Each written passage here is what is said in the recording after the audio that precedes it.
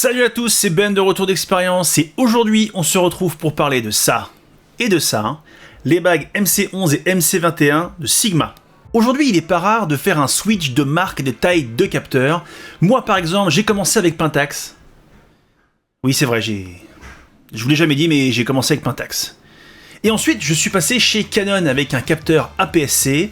Ensuite, j'ai fait du Panasonic avec du micro 4/3, j'ai fait du Fujifilm APS-C, j'ai fait du Sony APS-C, j'ai fait du Sony plein format, je suis passé chez Panasonic plein format. Mais un truc qui dure dans le temps, c'est les optiques. Et parfois, ça fait mal au cœur de revendre des optiques qu'on aimait beaucoup pour passer sur d'autres, peut-être avec lesquelles on a moins de feeling. Et grâce à ces petits trucs-là, il y a moyen de trouver un arrangement. Parce que oui, lorsque j'étais en micro 4/3, donc avec un capteur comme ça, j'avais la possibilité de monter des optiques prévues pour des capteurs plus grands. C'est l'avantage du micro 4/3, c'est qu'on peut monter à peu près tout dessus. Et donc j'ai notamment monté ce Sigma 1835 prévu pour APS-C, dont je suis amoureux et dont il y a déjà une vidéo sur la chaîne que je vous laisse aller voir, et ce 70-200 f4 de chez Canon série L, que j'aime énormément, et ces deux optiques, ça m'arrachait le cœur de les revendre et de passer sur des équivalents plein format d'autres marques. Et c'est là que les MC11 et MC21 rentrent en jeu. Et comme d'habitude, en toute transparence, cette Sigma MC11 m'appartient, je l'ai payé avec mes petits sous-sous, et cette bague MC21, donc pour la monture L, m'a été prêtée par Sigma, et je les en remercie. La MC11 a été conçue en 2016 par Sigma, elle permet de monter des optiques Sigma en monture EF, donc Canon, sur votre boîtier Sony en monture E. Et cette MC11 a été développée en je ne sais pas quelle année, ça doit pas être si vieux que ça, et donc elle a été conçue pour monter des optiques Sigma en monture EF Canon sur votre boîtier en monture L. Ces deux petits objets sont régulièrement mis à jour pour augmenter la compatibilité dans le temps des objectifs, des montures et des autofocus. Alors il y a un point sur lequel je veux insister parce que c'est un questionnement que j'ai vu dans beaucoup de commentaires, que ce soit sur Amazon, que ce soit sur différentes vidéos qui parlaient de ces bagues, et moi j'ai posé la question à Sigma qui m'a répondu très simplement: est-ce qu'on peut mettre tous les objectifs là-dessus? Non.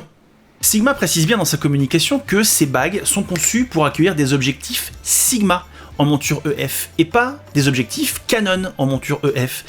Et la nuance est importante. Grosso modo, tous les objectifs réflexes de chez Sigma en monture EF, donc le 24, le 30, le 35, le 50, le 85, le 105, le 135, il y en a toute une pelletée, tout cela vont fonctionner avec ces bagues-là. Mais si vous mettez des objectifs Canon, certains fonctionneront et d'autres non, tout simplement parce qu'ils n'ont pas été conçus comme ça.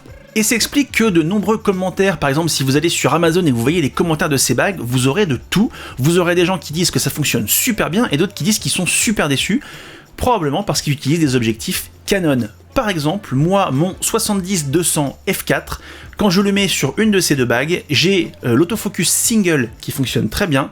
L'autofocus continu ne fonctionne pas. C'est-à-dire que c'est même pas que ça fonctionne mal, ça fonctionne pas du tout. Par contre, dès que vous montez un EF Sigma dessus, ça marche nickel. Et maintenant, je vous mets un petit test comparatif avec le Sony A7 IV et le Panasonic S5 Mark II.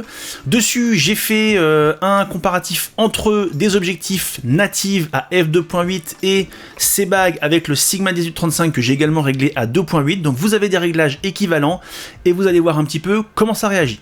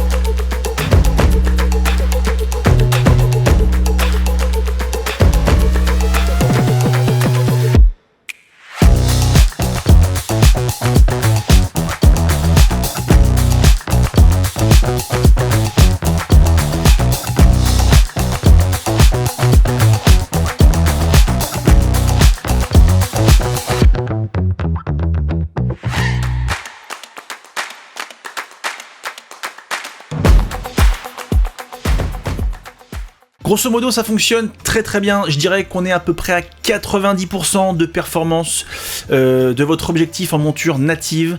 C'est vraiment très très proche. Il n'y a pas tellement de soucis. Ça va beaucoup dépendre finalement de la performance autofocus de votre boîtier. Typiquement, vous avez pu voir peut-être des petits défauts sur le Panasonic S5 II que vous n'avez pas sur le A7 IV, tout simplement parce que le A7 IV est un peu meilleur en autofocus.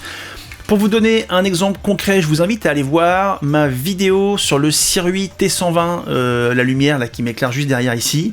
J'avais fait une vidéo de nuit, j'avais fait une vidéo à 4500 ISO avec le Sigma 1835 et la bague qui est ici. Et ça marche nickel. J'ai joué avec le feu, je me suis dit, ça va être tendu. Et finalement, il a vu mon visage, il a vu mon œil, il l'a pas lâché.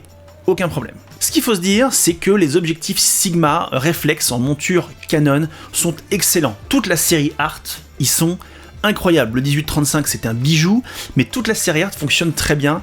Le seul défaut que vous aurez avec ces objectifs-là et ces bagues-là, c'est le bruit de l'autofocus. Alors ça, évidemment, ça ne dépend pas des bagues, mais le défaut inhérent de ces boîtiers, c'est que l'autofocus est bruyant.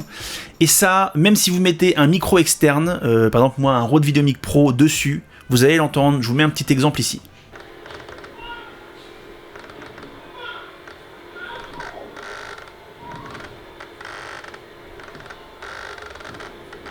Et au final, ça va vachement dépendre de ce que vous faites, parce que si vous faites de la vidéo événementielle mais que vous n'avez pas de captation sonore à faire, vous vous en foutez. Si vous faites de la photo, vous vous en foutez. Si vous faites de la captation, si vous faites du discours, si vous faites tout ce qui va intégrer de l'audio, et que vous n'avez pas un bon micro qui est éloigné de votre boîtier, vous aurez ce bruit d'autofocus qui est extrêmement pénible et qui est impossible à retirer, finalement, ou très très difficile à retirer.